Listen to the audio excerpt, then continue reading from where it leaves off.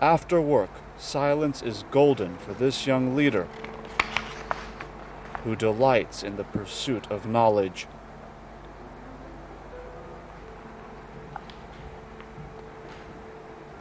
I'm very open to learning. I like to learn new stuff, and I'm very flexible with knowledge. It's very easy for me to unlearn and relearn. So I like to update myself. I think it has a lot to do with the home that I grew up in. My parents instilled a lot of confidence in me to know that I can be whoever I want to be, and there's no limit to my capability.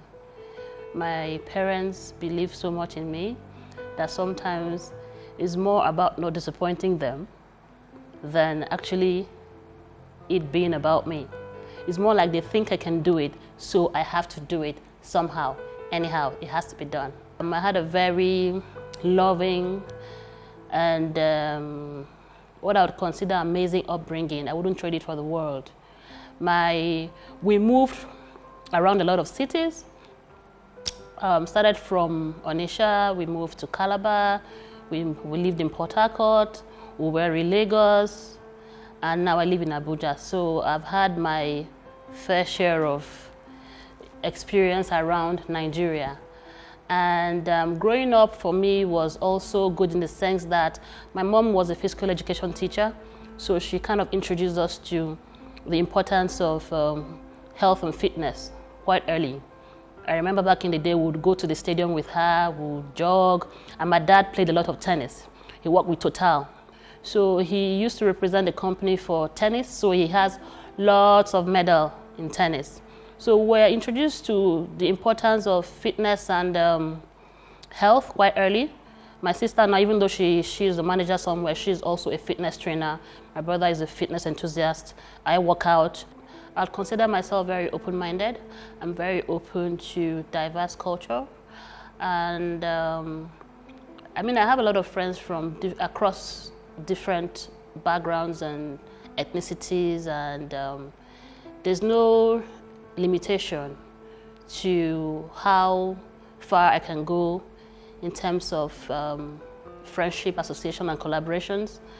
It has made me quite open to different perspectives of life, different ways of life, different cultures, different ways of reasoning. I tend to want to understand everybody's background, and it helps me to, whatever it is they are saying, it helps me to put it in perspective. Yeah, because we are all from different backgrounds and different walks of life, so I don't expect the next person to think or reason like me. However they think or reason is as a result of where they are coming from. I can take on projects across the country without fear of discrimination or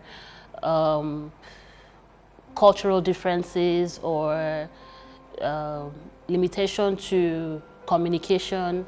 I can find my way around Nigeria quite easily. One encounter on an outreach mission has compelled Ugonna to multiply her impact. We went to the IDP camp to have an outreach where we were to offer eye screening and, well, comprehensive eye exams.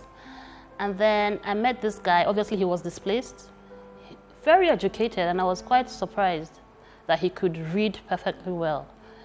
And I really couldn't reconcile the way he read with where he was, but then he had a story. So we were able to give him reading glasses, which meant that even while he was there, not an entirely convenient place, he was able to read because he really did enjoy reading. Everybody was surprised to see him read so well. He wasn't so young, but then he was so eloquent, and we're wondering, like, but then again, people just get displaced and find themselves in, such circumstances. So I was really happy to see that I could touch somebody's life in such a manner. Upon her selection as a Mandela Washington Fellow, Ugonna was surprised to learn the true meaning of leadership. Yeah, the yearly program was an amazing experience in the sense that it opened up my mind to a lot of different ways that I can incorporate social entrepreneurship to what I do. I run a business that is for profit, even though we still have some corporate social responsibility. But the yearly program exposed me to so many different ways that can better impact my immediate community and even beyond. I, for the first time, saw people who were very enthusiastic about giving back to their communities. We were exposed to a lot of businesses that were entirely social enterprises, which was entirely new to me because before I went for the program, I always assumed that most businesses are for profit. I didn't realize that there's an aspect of entrepreneurship that could just be for making an impact or impacting your community. I wasn't very familiar with that. I didn't understand the business model. So it opened up my mind to so many other ways that I can better impact my community. So it was a really nice experience. There is no limit to what you can benefit from that kind of network. Like we have all these different groups, like the Mandela Washington Fellowship, Nigeria, we have the Abuja, we have the people who are into health, we have the people who are into so many different projects. So you just need to ask a question or make an inquiry and boom, you get your answer. So it's been a really, really amazing network of young people to be associated with, even beyond the Nigerian Mandela Washington Fellows. I have fellows from other African countries that I communicate with. We have plans for collaboration in the future. If, for instance, I wanted to take the iPlace beyond Nigeria, I have lawyers in Malawi, South Africa, Ghana that I can speak to and can help me, educate me on how to come into the market. So it's a really tight network. I think we have an entirely different definition and concept of leadership in Nigeria. But spending that much time in the US exposed me to a different kind of leadership where you are a servant leader. You serve the people you lead. So I think it's something young people may need to, that pattern of leadership is something young people may want to explore. And it's really changed the way I run my practice. If you're not told, you might not know who the boss is. Because we're like a family. Everybody's free to express themselves. If you have a suggestion, if you think I'm not doing something right, you're free to tell me. Because I'm open to learning. We're all there to learn, and we can learn from anybody, really. So that has really changed my concept of leadership. It boils down to your values. And whatever values you have as a young person probably started from how you were raised. So it's important for parents to raise children who have the right values to go into the society, because then that is when whatever values they hold dear to them will come to play. So if you are a parent that thinks it's okay for a child to be successful regardless of how he becomes successful, you're probably going to have a child who is going out there doing whatever it takes to be successful. So the work starts from the home front.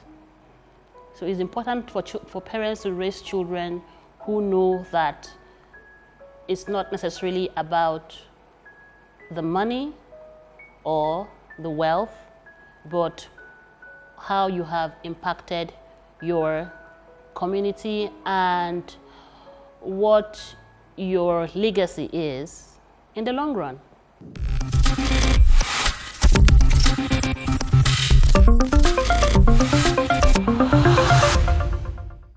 Imagine having eyes without sight. In a world of light, being confined to darkness means more than not being able to work or function optimally. It also dampens hope for tomorrow. A vision of tomorrow which this young optometrist has selflessly brought into the lives of people who never expected the return of their sight. What can you bring that is missing around you? Would you do it for little or no gain? If so, you might just be a bridge over which Africa may cross from the third world to the first. My name is Ajuri Ngelale. Until next time, lead where you are, and followers will find you.